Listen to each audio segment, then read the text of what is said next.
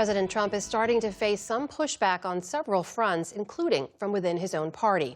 To discuss that and more, we turn now to the analysis of our Politics Monday duo. That is Amy Walter of the Cook Political Report with Amy Walter and Tamara Keith of NPR. Great to see you both. Good to be here. So let's talk about Liz Lander's reporting earlier on that push Republicans are making in Indiana for redistricting. Tam, as you well know, the president has been very vocal about it. He's basically strong-armed this effort, threatened political retribution.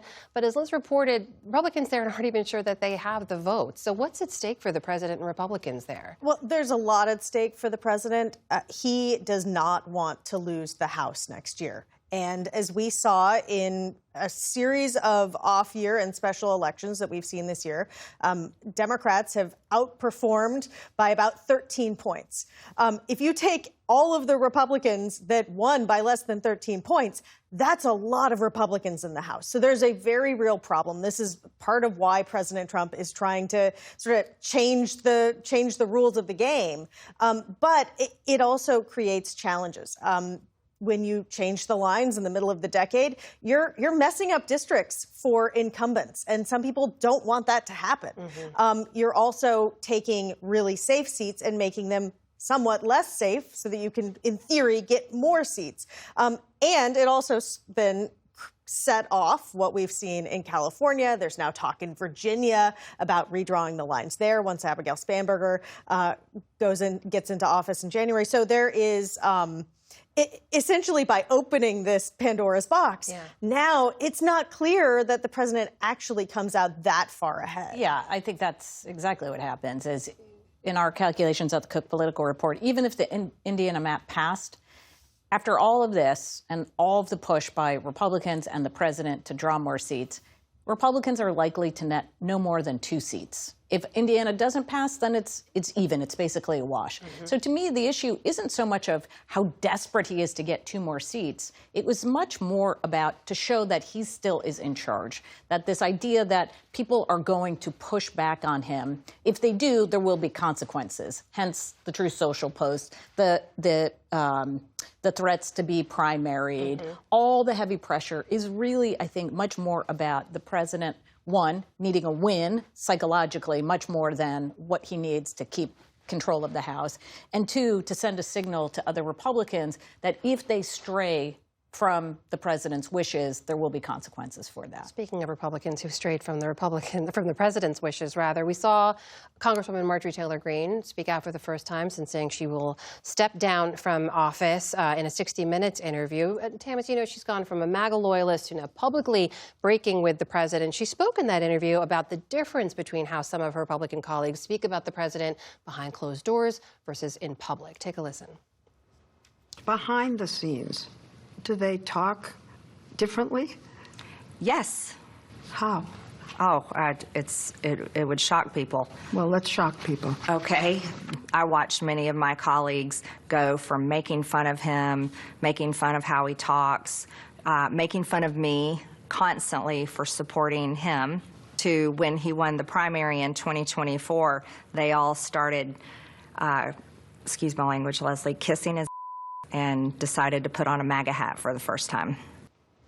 Tam, as you know, hours after that aired, President Trump railed against Greene on Truth Social, calling her a rotten apple and a dumb person. How are you looking at all this? And traitor Greene. So this is a story as old as time, or as long as Trump has been on the political stage. You've heard Republicans talk about how privately it's different than what people say publicly. And she's taken it out into the open. She is openly expressing frustration with him, and that is leading to him lashing out.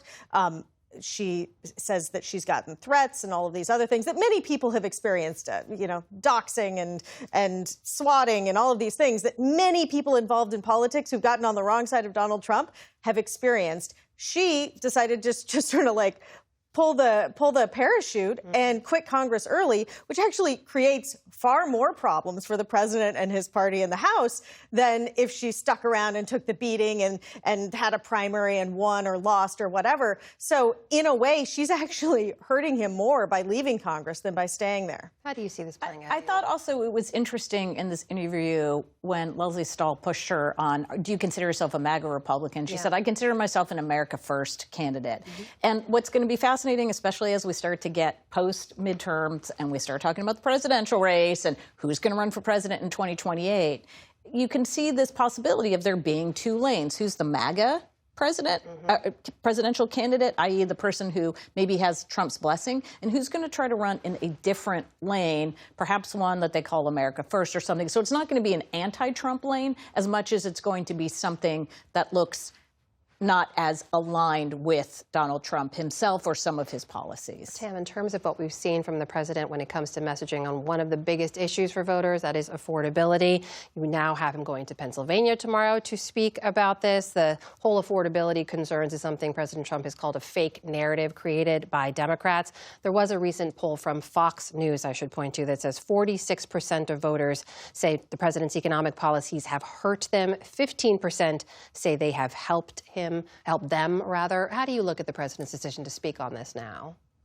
This is long overdue. In fact, President Trump has held a lot of events at the White House where he's held court in the cabinet room or the Oval Office and taken questions on a wide range of things. But he and his administration officials have gone out on the road, but nobody notices because President Trump takes all the attention and all the oxygen. But President Trump himself, I went back through his travel throughout this year as president. He has done less than half a dozen messaging-related events. Only a couple of those have been about the economy in terms of going out on the road, selling his policies to the American people, going into a swing state and a swing district, which is what he's doing tomorrow. He's done so little of that. He's been to more sporting events than he's held events to sell his policies on the economy or to sell the one big beautiful bill out in the country. And so this is a shift. A senior White House official tells me there will be much more of this, but they've been telling me that for a month. So we will see what gets added and where President Trump is welcome. Because with his approval rating as underwater as it is, there will likely come a time when there are Republicans who are in difficult seats who say, thank you so much. I would love to not have you be here. Amy? Well, and underlying all of it is this challenge that, just as we saw with this piece on soybeans, that his policies themselves, voters believe, are causing a rise in prices. So it's not just that they believe that he, as president, has been doing certain things or not doing certain things. It's that the one thing that is so important to the president, this issue of tariffs, is a big weight. And without that weight, or unless that weight is lessened, it's going to be very hard to sell affordability. Amy Walter, Tamara Keith, Always great to see you both. Thank you so much. You're welcome.